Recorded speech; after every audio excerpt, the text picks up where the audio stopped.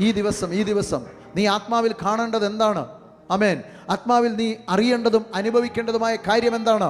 നീ ആത്മാവിൽ ചിലത് പ്രാപിക്കണം.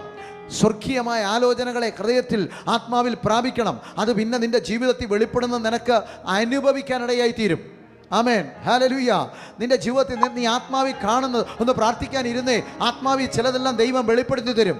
ദൈവം ദൂതനെ അയച്ച് പറയിക്കണമെങ്കിൽ അങ്ങനെ പറയും. ആമേൻ. നമ്മൾ ആ കാണുന്നതും അറിയുന്നതുമായ സത്യങ്ങൾ ഈ വേദപുസ്തകം വായിച്ചിട്ട് പരിശുദ്ധാത്മാവ് ആമേൻ നമ്മുടെ ഹൃദയത്തിലേക്ക് ഇത് പകർന്നു തരുന്ന ഒരു തലത്തിലേക്ക് എത്തിയാൽ ആമേൻ അത് സംഭവിക്കാൻ പോവാം. അത് സംഭവിക്കുക. അല്ലേ നമ്മൾ എല്ലാവരും വായിക്കുന്ന പോലെ ഈ രാഷ്ട്രീയക്കാരൊക്കെ ബൈബിൾ വായിക്കുന്ന പോലെ വായിക്കത്തേ ഉള്ളൂ. ആമേൻ. അവരൊക്കെ വായിച്ച അവരുടേതായ നിലയിൽ വായിച്ചേച്ച് പോവും. പ്രാർത്ഥിക്കുന്ന നീ വായിക്കുകയും കേൾക്കുകയും ചെയ്യുമ്പോണ്ടല്ലോ ആമേൻ ഈ വചനം എഴുന്നേറ്റ് വന്ന് നിനക്ക് വേണ്ടി പ്രവർത്തിക്കും. ഈ അതിവേഗത്തിലോട് ദൈവത്തിൻ്റെ വചനത്തെ പറയാം, അതിവേഗത്തിലോടുന്ന വചനം. ആമേൻ.